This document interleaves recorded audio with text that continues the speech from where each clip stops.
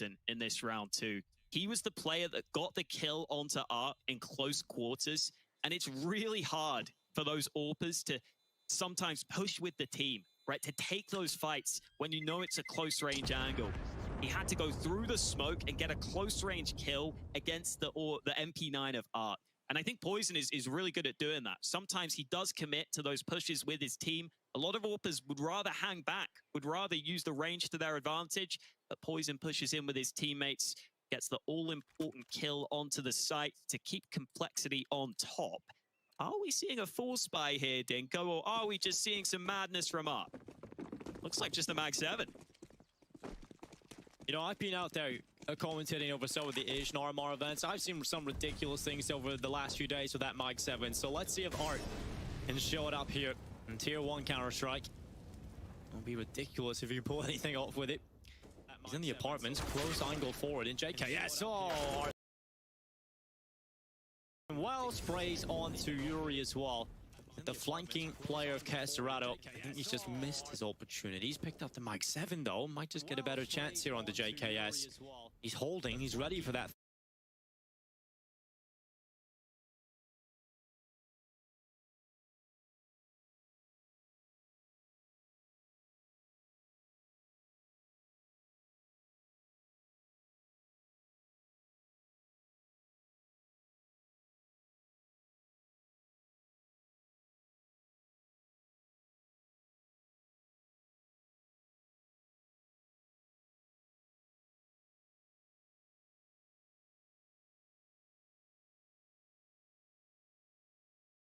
I mean, there is a positive there for Furia, for sure, just getting that weapon out of there. But it was cool to watch Complexity just be so patient, right? They wanted to get the info of where that saved weapon was.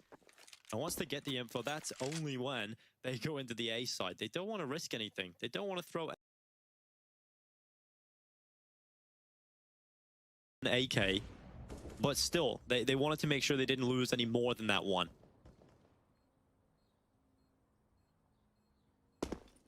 Saving these guns will obviously help Furia.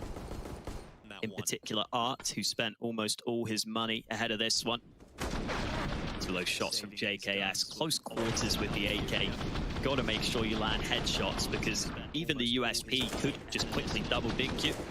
But he was low on health at the end there for the final one. For Furia, Junior had a really tough time on T side. He was doing a lot of rifling, a lot of AK work, and I think at times that AK looked a little sketchy. Junior has now started to step up on CT side though. He's getting a good few kills with that AWP, and now we've got the double AWP set up at the ready for Furia. Definitely excited to see what Art's going to do with that sniper. I wouldn't be surprised to see him just trying to take some close fights on Banana. Yeah, I would not be surprised at all, and I would not be against it. It's always fun when Art goes and has a round like that. So Banana aggression coming through. Art looking for some of these fights. Oh, he's not too far off getting the kill there, but it's actually Art who takes most of the damage. He's chunked down to 44. And Complexity, they're having none of that utility battle. They're going to turn their attention straight away up into the mid play. They trade out efficiently. Yuri gets one kill, but that's all that they're able to find. And now Junior's under pressure on the A side. 2 kills for Junior. Can he find more? He's in the apartment still, has the cover. He's going to smoke out and just buy some time, allowing rotations from his last 2 remaining teammates to get over. And Junior has played this one very well. He's kept the man advantage in play. Oh, Art almost had the chance to make it even better for them, but he puts the smoke down to try and close the distance. And now Poison has to AWP close range. Same could be said for Art, though, as he sneaks behind this smoke. Yeah, Art is very comfortable in this situation, though, on Blamef. He's holding for the edge of that smoke. He knows who he's going up against. And Art is out of the round, but remember, Junior's still up in the apartments for this play. And Casterado is going to start moving forward. It's just Blamef in his position known. He's dinked down to 8 HP, and it's Casterado with the headshot. They get back in, they get onto the defuse, they hold it, and they will find themselves match point. And it's elimination point now for Complexity. And another step-up round for Junior. As you pointed out earlier, that round falls apart if he doesn't get those 2 kills and survives. They were about to run onto the A site. If they can just trade Junior out there, if they can just find a 1-for-1, it's holding back, making sure he uses his positioning to his advantage. And that was something I said previously, Dinko. I think when you AWP on this Furia team, that's all you need to be good at, is just holding those angles, getting a good couple of kills, because Art can do a lot of the aggressive AWPing, and Junior did a really good job at it in that round.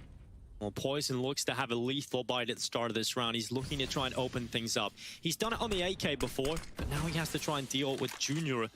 Look at the nade damage done here onto Complexity. Poison's down to 55, and look how many players Furia have on the A side of things. Junior's going to get boosted over the smoke. It's too deep, so they won't be able to hear anything, but they make noise on the dismount. Config's trying to see if he can sniff them out. A couple more nades being used.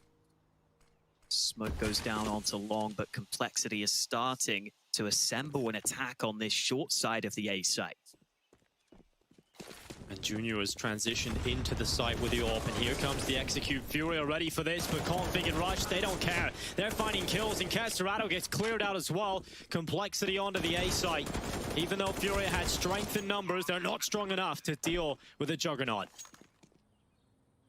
I love that round from Complexity. That was really well done, because they kept the pace to their play. They kept the contact style while also using a lot of good utility, right? The double nade stack into Pit, into Yura's position, takes him down incredibly low early. They had a couple of mollies to clear out two separate positions, but they also keep the pace of play where they use some of their own nades and mollies early, but they're quick enough that Furia can't respond with any counter utility. And that is a really fine line to try and chase sometimes. Sometimes those nades are going to be a bit too early, and you're just going to kind of give away the push. But instead, Complexity play it really well with the pace and with the nades. And they're still going strong, Dinko. They're not going to be going down without a fight. Attack timeout for Furia ahead of this one. You got to look at the resources they'll be able to pull together. It's not ideal. They don't have a whole lot. Their bank account does not run deep, whereas Complexity have everything. And a comeback is certainly possible. We cannot count Complexity out at any point. They come back into Mirage when things are looking rough. They can do it again here in Inferno.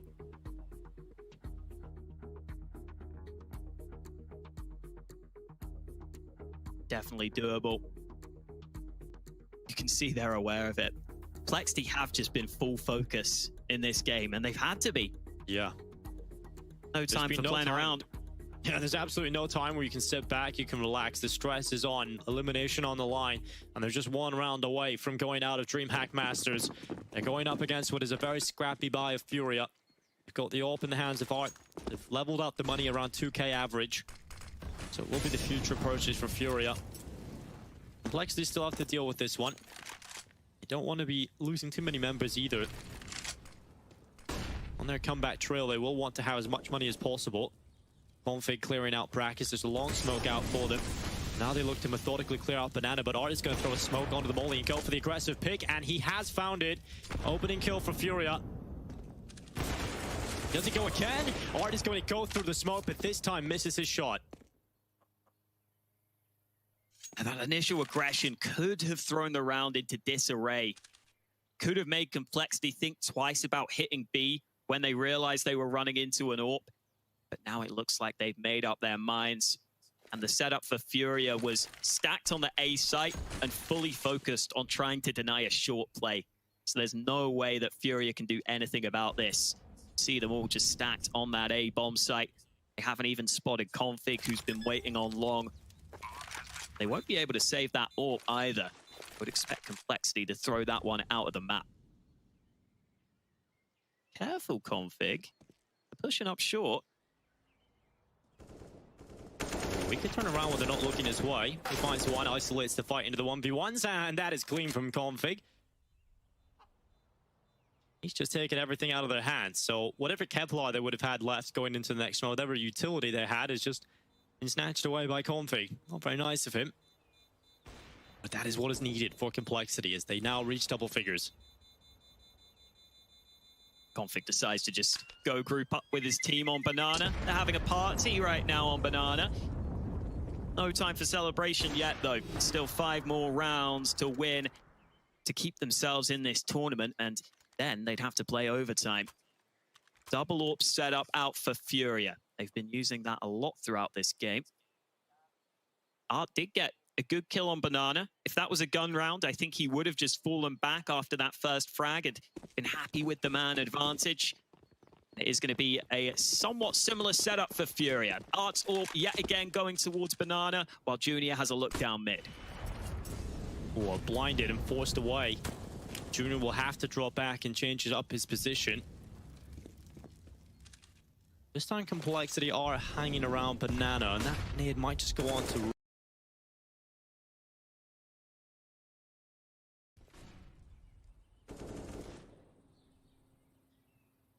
Art still sticking around at top Banana.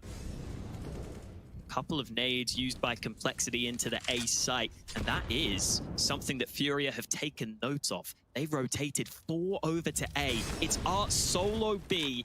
He may have to step up on the hold here because Furia are showing no signs of rotating right now. No nades left for Art either. It has to just be kills for Art to try and delay them, to try and break them down. Rotation does start to come through here for Furia, but the weight of the round does lie on the defense on the B site. Have got the rotation over, so now it's not just all on Art, but you still need him to have some output. Setting up the Coffin's explosion, the artillery fire is actually going to go into CT. Doesn't matter for Furia, no one's there, and Art is going to go for the quick shot, but he's missed it. He's missed the close kill. He's going to go down, and Vinny only manages one. It's not good enough here for Furia. It has to be the safe call. Yeah, it felt like Vinny was a little slow on his time to kill there. Maybe because he had the FAMAS, but if he might be able to start assembling that crossfire and put up some sort of resistance on that B site. That's really what they needed. I'm not sure, maybe Vinny got blinded. Maybe that was part of the problem.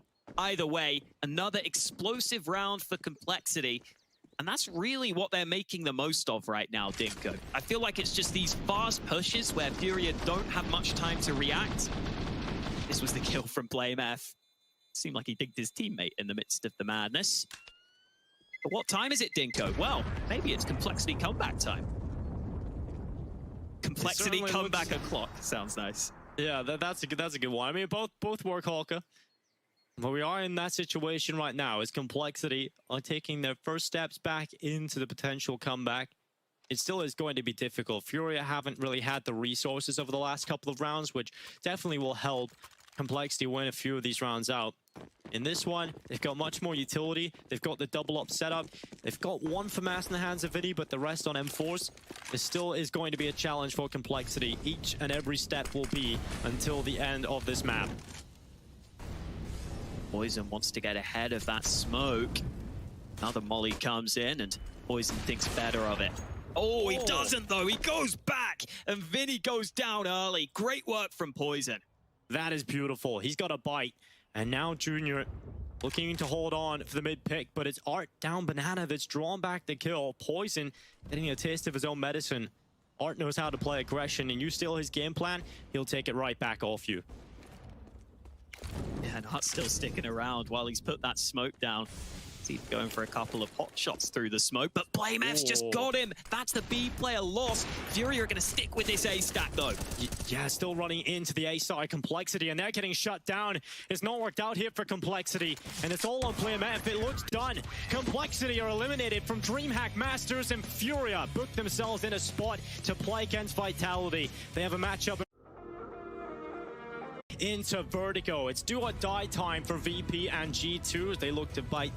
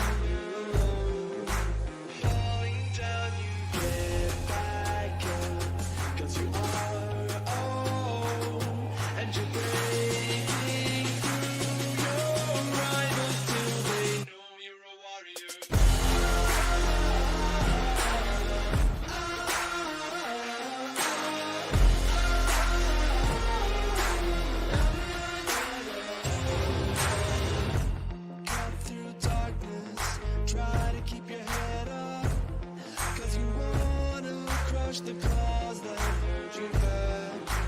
Falling down, you get back up. 'Cause you are own, and you're breaking through your rivals till they know you're a warrior.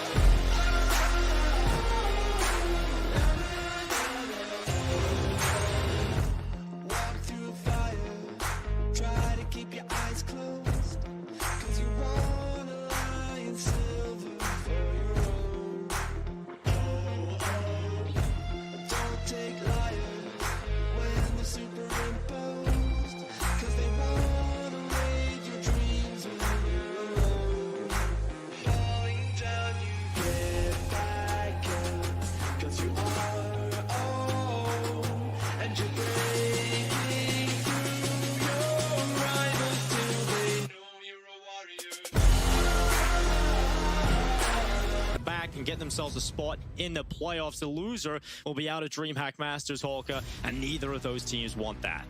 Starting on Vertigo, a map we haven't personally seen too much of throughout the tournament so far. Excited to see what both of these teams can show us on this map. I'm definitely keeping my eyes on Hunter on this one. He's had a couple of really good games on Vertigo, and I just think his rifling style can work pretty well on this map. So we'll see if Hunter can have a good performance, because he's been G2's highest rated player in the last 3 months. He's been killing it.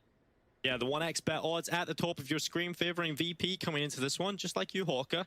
On the T side, G2 starting to put a couple of players in towards middle.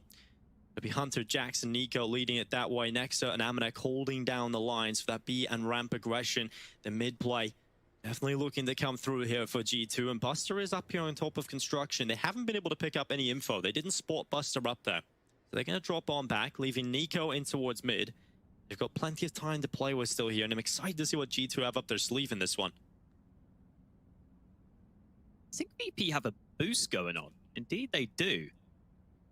Kickert's up on top of it, so they're going to have a couple of players fighting towards ramp initially, and then maybe they'll try and spring the trap of this boost, because when you see CTs fighting aggressively for ramp like this, you might not expect that boost to be in play. Oh, Yakindart, good opening kill into the pistol. Hunter's gone, and now Nico. He was placed in the middle at the start of the round. What has he got in store for G2 in this round? 45 seconds left. Buster is still up there on top of construction. And it comes down to the patience game for Buster. He's still in that position that he started in at the start of this round. The kill's been pulled back, but Nico, he's not going to be looking up on top of construction. Kicker and Buster getting the kills, and they've busted this round open. 25 seconds. That flashbang from Amanek might be key, but Nexa's just gonna fight, and Kicker is the one who wins it. Amanek has the bomb, but he's got 4 CTs here to stop him. They're not going to allow him access to this construction site. No tourists allowed here today. Amanek's trying his best, but they're just going to slow down by even more time. And despite that one shot, Kickert's able to trade. Yeah, at least he gets that one parting gift on the way. But VP, clean enough on the pistol. Kicker, fantastic round. 3 kills picked up for him. This was the opening kill from Yakindar to crack things open. I have to say, Buster absolutely did not change his position at all in that pistol. And Nico, he was pretty patient himself. He was waiting for the rest of his teammates to get into a better spot, ready for the A play. And Nico is going to try and come around middle and catch out those rotations. But VP, they're used to the slow play style, and the patience pays off. And I really like that boost they threw in towards ramp. Yakindar was fighting early. They got a couple of kills from their players who were facing ramp, but then it was that boost that ends up working for them. Nico's having a lovely time, the porta potty. Yeah, we'll switch off Nico. We'll leave him be in there, have some privacy. Oh, porta pooey, apparently, it says on the front there. Oh. My bad. Get it right, Hawker. Well, good start for VP, but I don't think their CT sides were ever the question, Dinko. We heard before the game, it's their T sides that have been a bit of an issue for them throughout the tournament. Even in their win against Spirit, it was their CT side that carried them through. Yeah, it certainly was. And in this round, it's a clean round for VP. No issues up against the Glocks. And it does mean that you would like to see a pretty good CT start come in here for VP. You would want to see them get a lot of round wins. Here goes Nico. Jumps up for the night kill. Can he find anything more? The answer is no. Jim out with a kill on the MP9. And VP off to a pretty good start, 2-0 up. And like I was just saying, Hawk, you do want to see them get a few more rounds on the CT side, right? You want to see them build up a pretty strong lead when they're on the defensive side of things. Oh, I was hoping Nico would use that extra money to buy an AWP.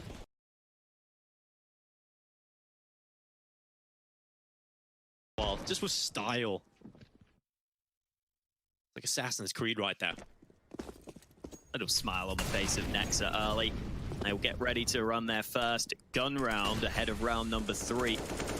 Smoke down ramp early. Hunter trying to spam. This is something you guys are going to have to get very used to here on Vertigo. Always get this spam fight back and forth early.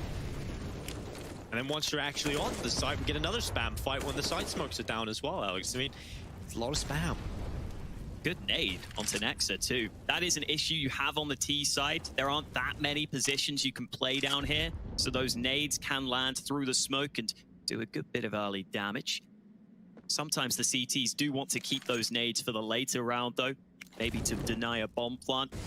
It does look like G2 are taking some pages out of Virtus Pro's book right now. Another slow round at the ready here in the first gun round. Yeah, just being methodical, waiting out that utility, trying to draw as much out of VP as possible. VP obviously showing that they wanted to use the smoke into the ramp early on, a couple of pieces of utility to slow off what could have potentially been a faster play from G2. But they've still got utility left here, VP. And that smoke's going to allow G2 to walk up into short shelf. Yakindar playing from Sandbikes, currently a 3-man setup on the A site for VP. It's going to be difficult to flush this one out over on the G2 side of things. There's still a couple of mollies for G2 too, for Virtus Pro too. Those could be key in denying that bomb plant. Oh, Yakindar, they know he's in Sandbags, but they can't deal with him. The smoke up, Yakindar's trying to plant the edge of it, and that's sneaky from Yakindar. And he can just drop back in behind the Sandbags, and James gone unchecked. Limited time, G2 don't have the luxury of clearing their corners, and VP go 3-0 up. I think G2 there just didn't put enough pressure across the map throughout the entirety of that round. VP at the end are just fully stacked on that A site. A slight oversight from G2, not checking that close right corner, ends up being incredibly costly late in the round. They try and run it into A.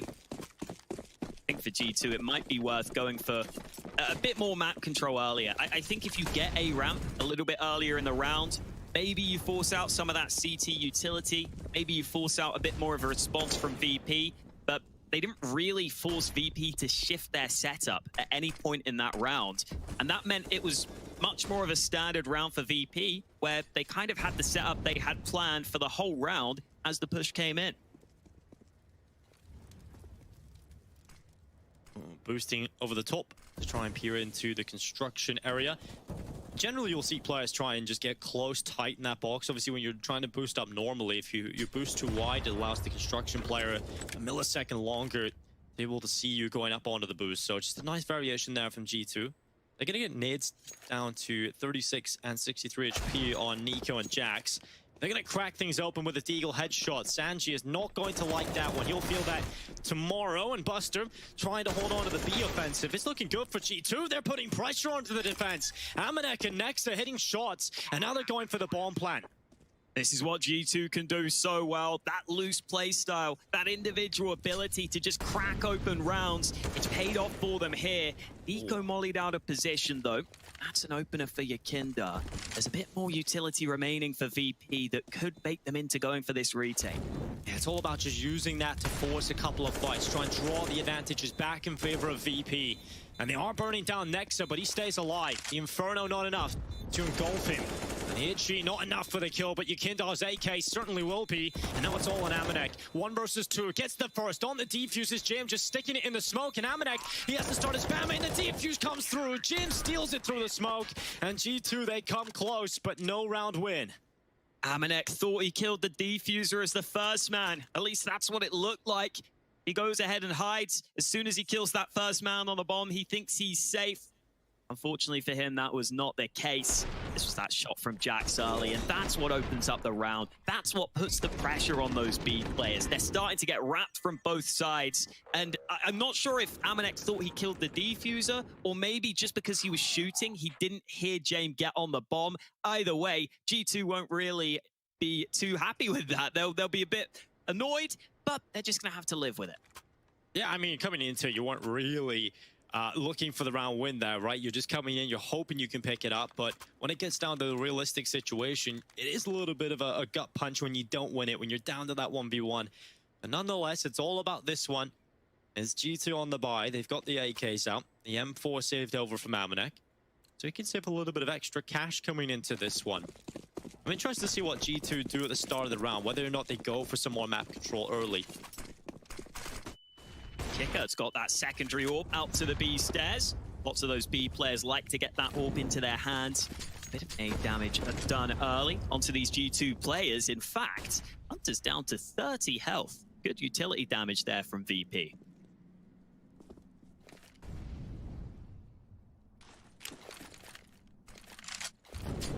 Oh, wow. Smoke. Good molly deep as well. That's beautiful. That smoke lineup is so deep. And that's going to keep G2 back. That gives a lot of control over the VP. That's so cool.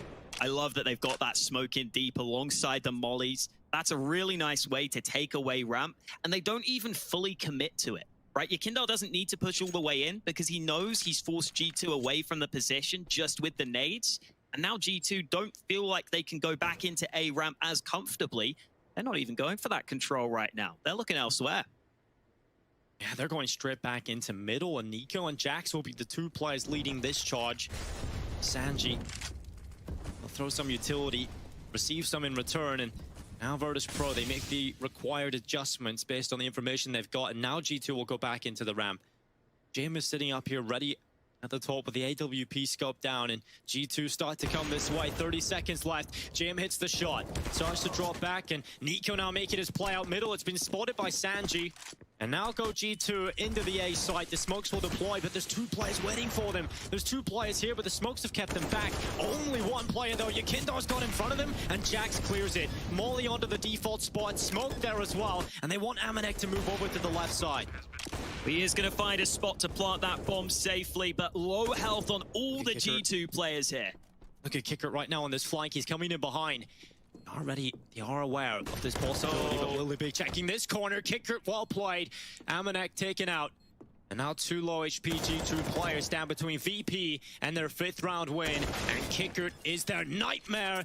3 kills picked up for him. VP get on the defuse, and it's 5 rounds in a row for Virtus Pro. Showing us a couple of different looks here early on this CT side. This time G2 did try and switch things up slightly. They tried to go for a bit more early control, but VP kind of just take it away from them entirely and then stay in control of this situation on the retake. Kicker having a really good game to kick things off here in this best of 3. The G2, they might have to start adapting to this now. If VP run that ramp take multiple times, I'm not sure it's something that G2 will have accounted for, but this time G2 get ahead of the early nades.